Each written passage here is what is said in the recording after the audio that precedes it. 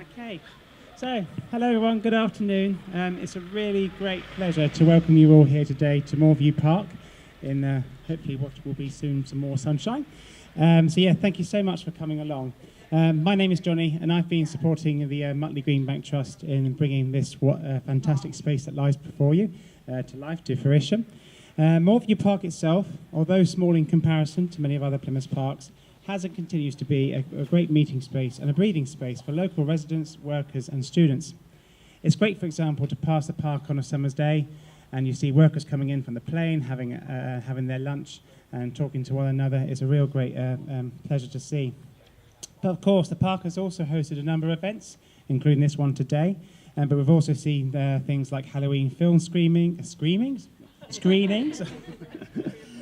Yeah, people were screaming, yeah. Christmas fetes, Indian summer barbecues, and many, many more. And there's quite a lot of you here today who have been involved in organising those, and I hope you'll agree they've been a great fun, and they've also helped bring those people together here in the Mutley area. So the park really is a great space to break down those boundaries, and as I said, bring people together. And this is what this space here partly looks to celebrate, this park's ability to enhance and create community. Indeed, the bench does provide a space to sit and get to know one another better, but it's also a platform from which to reflect on what community means to every single one of us. Inspiration for these features in front of you here derive from the thoughts and feelings of our dear friend Jeanne Hinton, who we sadly lost to cancer last year. For those of you who don't know, Jeanne was a key driving force behind the park's renovation and the setting up of what is now Mutley Matters. Without talking about Jeanne too much, because there's some wonderful people here today to tell you more about her of their experiences of working and knowing her. Jeanne was passionate about creating and enhancing a sense of community, whilst recognising that this meant different things to different people. And of course, she recognised that communities never stay still. The features before you capture these passions and ideas, recognising and immortalising Jeanne's contribution to this space around us. By this, we will remember and be thankful of her kindness. I'd now like to pass you on to Aubrey, who is a trustee of the Mutley Greenbank Trust, who'd like to say a few words about Jeanne and the Trust's work here in the park. So Aubrey, thank you.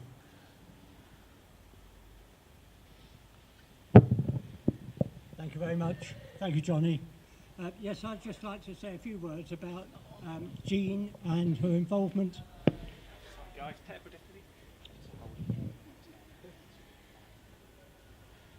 Hello?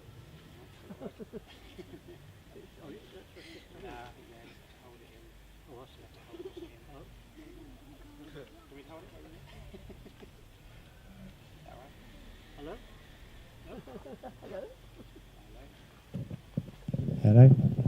Hello. Johnny, it's your touch, mate. You're Hello? going to Yeah.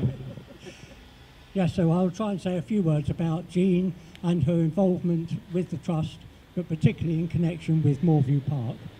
When Jeanne Hinton passed away on the 1st of April 2016, I'd like to quote from Rob Reynolds, and he said, "Jeanne has been instrumental in many of the community initiatives in Mutley, including Planet Mutley, the Friends of Moorview Park and Mutley Matters. Jeanne was without doubt been the energy, enthusiasm and inspiration behind the community work in Mutley area and will always be a local hero. Her quiet and humble approach to life will forever be a model for us to aspire to." It was 10 years ago in 2007 when the Mutley Greenbank Trust, together with Planet Mutley, were continuing in their quest to establish a Mutley meeting place, a community and youth centre to put the heart back into Mutley.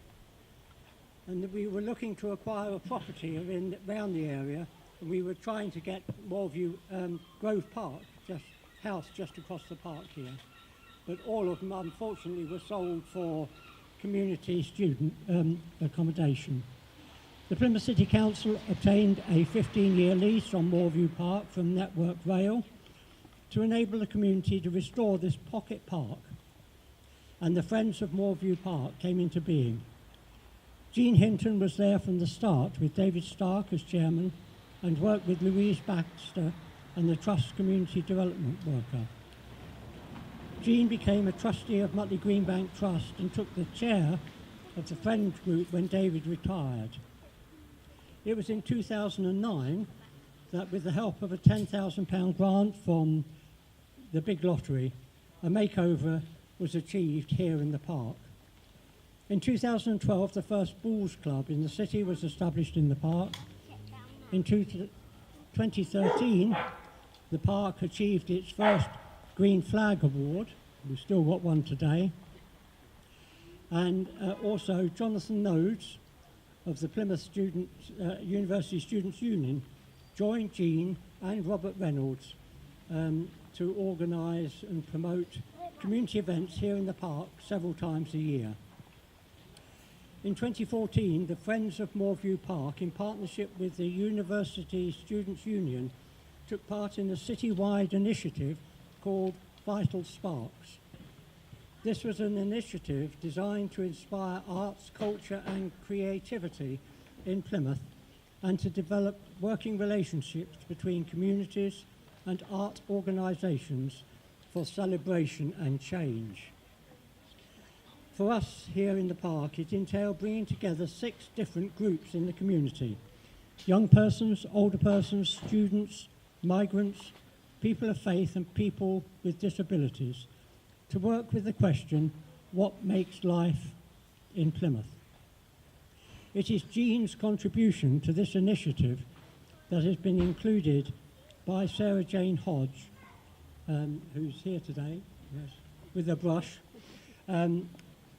to create this mosaic, the stepping stones, the bench, and also the poem that Jeanne wrote here, set in the stones.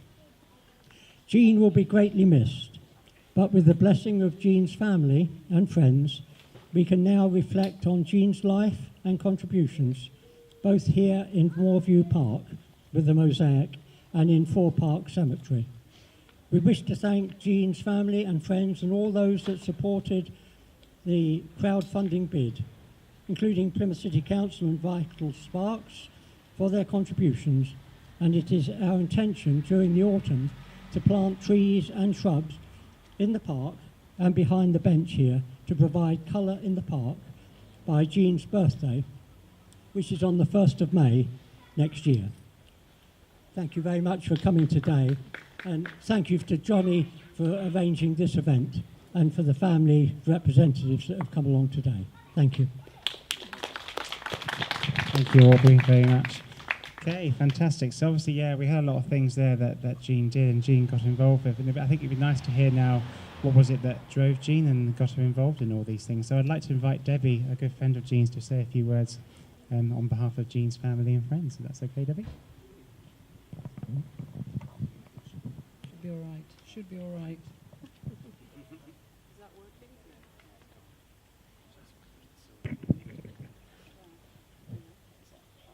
How's that?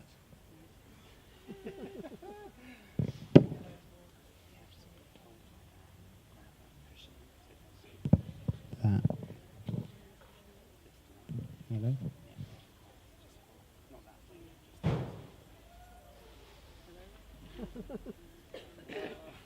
Sorry, everyone. Hello?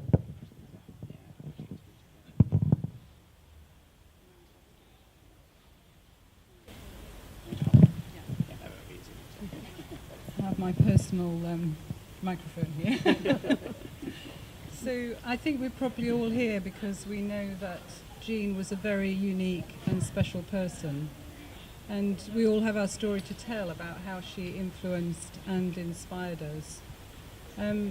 Some of us have known her for a very long time, and others, friends in Plymouth, may not have known her for so long.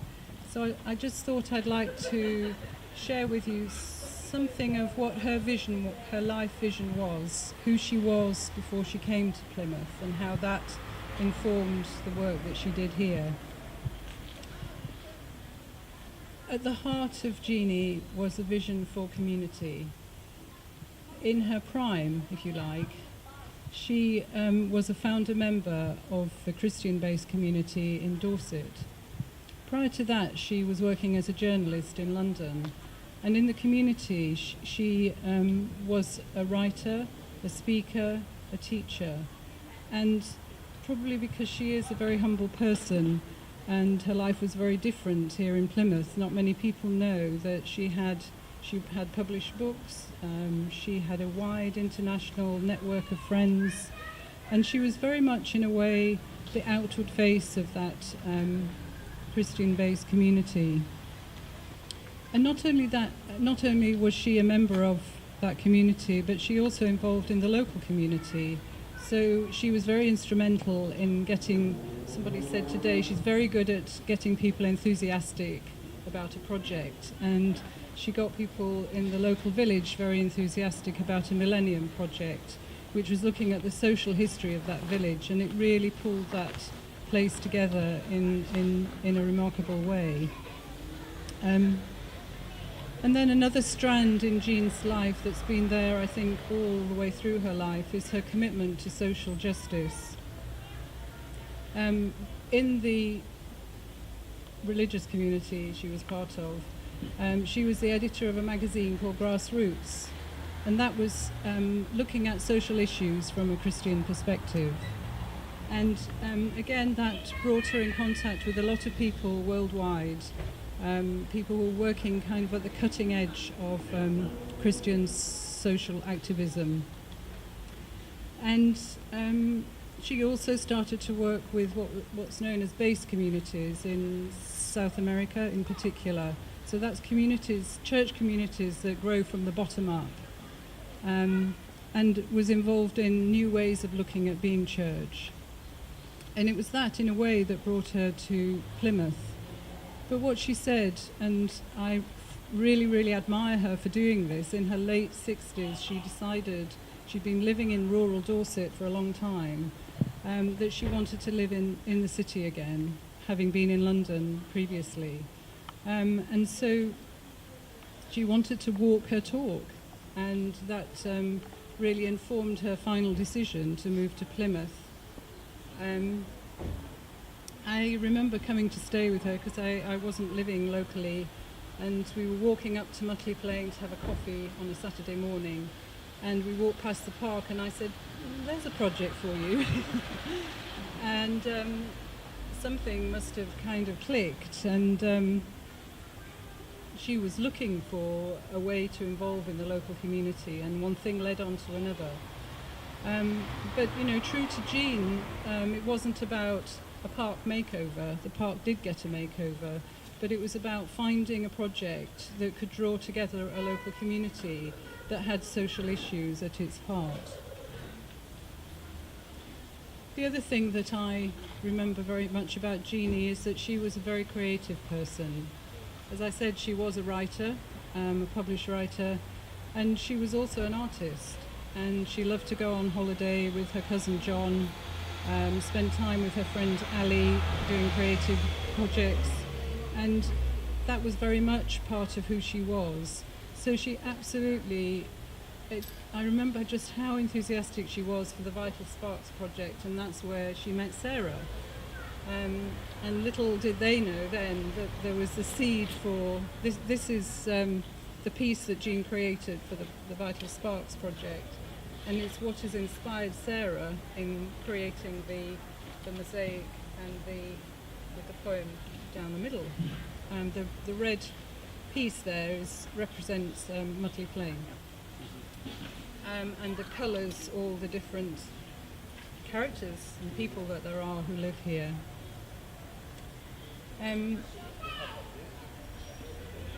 So creativity, and then another way in which I remember her was her gift of friendship.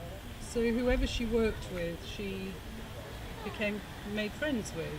She somehow didn't have much dividing line between work and friends. And I remember when I first met her, I was slightly in awe of her because she was a founder of the community that I was part of. But she invited me to go do some travel with her, and everything went wrong on the journey, so we ended up, really having a laugh together, and we became friends. And that's something that was very much at the heart, friendship and joy and fun. It was always important to her in whatever she did to have fun. And she said to me latterly, when she was really struggling with the cancer, she said, I don't want our friendship to be about just how I am and the jobs that need doing. I want us to still have fun together as friends. And I think that was very fundamental to all her relationships. And also in thinking about friendship, she was always involved with young people throughout her life. So prior to her time in Dorset, in London, she was a youth worker. And that in the community, she was always involved in the youth camps. And that's something that has been a thread throughout her life. So it was her initiative to approach the university, because there's a lot of local about the students. So she said, what can we do that's positive? And approached the university to see if students would like to get involved in the park. And that's how she met Johnny. I just one other small story about friendship. I remember that towards the end of her life, she was having problems with her boiler, and she needed to get part of the wardrobe moved. So Johnny and Rob offered to help. So she said, Johnny and Rob are coming round and they're bringing fish and chips. And I said, that's great. And then the next thing, Johnny and Rob are coming with fish and chips, so it became a date. It became a regular date. And that was lovely, that it was important to her to keep those connections with people who were a lot younger than her. Yeah. And finally, the Christian faith was foundational to her, but it found expression in the wider community. Through the things I've talked about, social justice, community, friendship, creativity, and in later life it became broader and broader. So she didn't see herself as part of a church. It was more like the wider community was her church. And she had a strong sense of journey. So throughout her life it was important to her to reflect on where she was on her life's journey. So on her 80th birthday, she wanted to create a pebble path on Marazion Beach in Cornwall. And this was inspired by an artist called Richard Long, who creates nature installations that by their nature will destroy themselves over time. So on a very, very windy day, and we can all remember Jeanne with her walker, she staggered across the beach with the pebbles in her shopper and managed to place them along the beach. And of course, by the next day, the pebbles would have gone. But it was important to do that for her, to make that statement. But what she didn't know was that in a way that was the beginning of a journey that would go on beyond her life, because from the photographs that we took on that day, we decided at her funeral to offer pebbles to people, and we created, if any of you who were here, we created this pebble path with the pebbles at the funeral. And then that gave us the idea that, well, maybe there was something else that we could do. So that then led on to the idea to create a permanent memorial for her. So within the what do you call them, stepping stones, here in the centre are the pebbles that we've initially laid at the funeral. And then the stepping stones were made by Rob's youth group and in one workshop, and by another community group, local community group, in another workshop. So I can't really think of a more fitting public tribute to Jeanne than this beautiful installation that Sarah has created, and we should give a real round of applause to Sarah.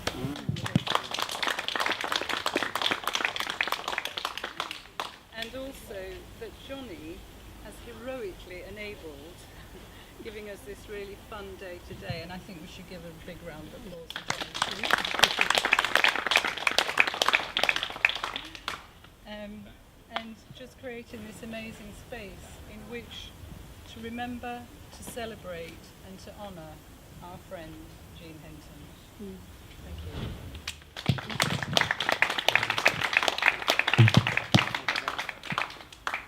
Thank you, Debbie. Those stories never get old to hear. Fantastic. Thank you very much. That's lovely.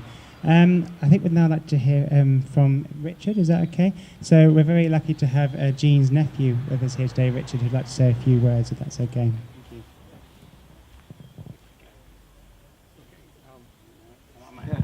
That's really easier. Thank you very much, Johnny. Yes. Well, thank you very much. Yes, well, I think Debbie's given a really good account of Jean's interests and enthusiasms in life, so I won't really add to that. We will miss her, of course, as a family. She was great. But what I wanted to say particularly was that we're doing another thing today for anyone who's interested, and that is to put a marker on a tree in the cemetery by the grave. Jeanne wanted a green burial, and so what we've done is had the cemetery plant a rowan tree in the cemetery yesterday, and we have a plaque made up with a little dedication on it, a metal plaque, and we're going to go and put that by the tree in about half an hour. So if anyone would like to take part in that, please do come along, and we'll have a little time there as well. Thanks very much. Thank you very much, Richard. Cheers. Thank you. Okay, so it just leaves me to say a few... Oh, gosh. We'll get a new mic next time. Oh, it's a new cable. Do we play cable? You can hold the umbrella. I'm not juggling it. Oh no, we don't need it. Don't need it, do we? No, it's not raining anymore. I think I might be. Yeah, do you know what? I might be all right. Hello.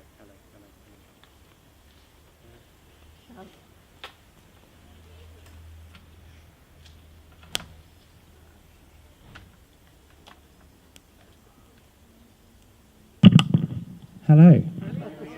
In the game. Okay, fantastic. Okay, so it is at this point, like I said, I'd like to say a few thank yous to certain people who put together today and this project and make all this happen. First of all, we must say a massive thank you to those who donated to the crowdfunding campaign that we had earlier on this year. Many of you are here today. Of course, some big donors, of course, were Plymouth City Council, who also very kindly did a nice job in tidying up the park for today as well. And Vital Sparks as well, who are part of the Plymouth City Council. They're sort of like funded by the Arts Council, who give money to arts projects within the community, and we're very grateful for their donation. And then there's a few people I'd like to thank. First of all is Debbie, actually. I'd like to say a big thank you to Debbie. Obviously, Debbie, a good friend of Jean's, she's been crucial in helping us keep in contact with Jean's family and friends. And she's worked alongside us to put this lovely feature together, providing much valued and guidance and insight. And I personally have had a great time getting to know you, Debbie, and learning much more about Jeanne, because as Debbie quite rightly said, those of us in Plymouth, we knew what Jeanne did here, but we didn't know much before. So if we could all give Debbie a round of applause, and I've got something to give you, Debbie.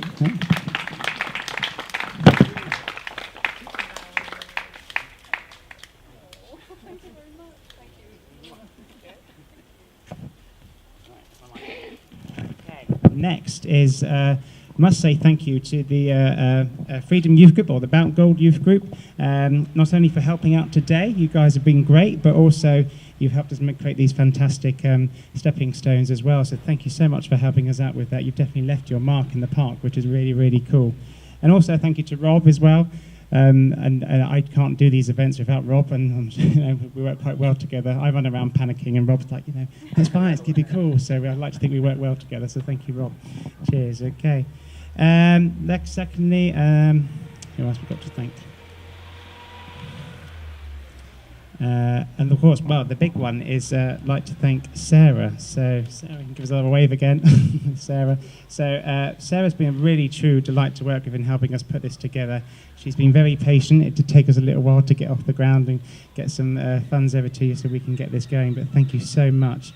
And having known and worked with Jeanne on the Community Sparks project in 2015, creating these lovely willow structures with Jeanne and other people that we had along with us, you really have truly captured the inspiration of this project, so thank you so much.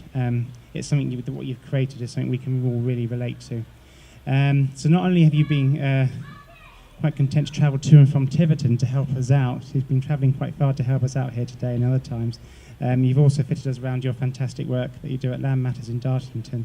So thank you so much, Sarah. You really have put a lot of smile on people's faces here today, so thank you. I've got a little gift for you as well.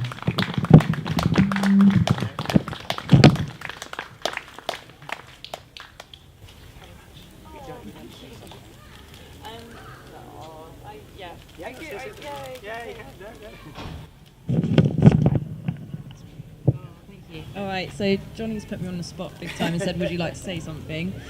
Which of course I would. I'd just like to say thank you. It's been, to Debbie, Aubrey and Johnny, it's been an absolute pleasure working with you. And it's felt really special to be able to kind of remember Jeanne in this way. So as projects go, real delight, and really nice to work with the youth group as well and make your stepping stones. You guys are great. It's a nice one. I think that's all I can think about saying right now, but yeah, thanks. Okay, that's it, everyone. Thank you so much again for coming along today. It's great. It really does mean something to see you all here today and come and help us not only remember Jeanne, but to celebrate this fantastic space we have here. Green spaces are a real valued asset to many local communities, and we really like to try and preserve and treasure this one. So do stick around. We've still got tea and coffee provided by the lovely Ross and Mutley Baptist Church. Thank you very much for helping us out there. And then obviously we've got the Freedom Youth Group still doing some face painting and mask making, and the barbecue still going on as well. So do hang around and have a chat with us. But thank you very much, everyone. Cheers.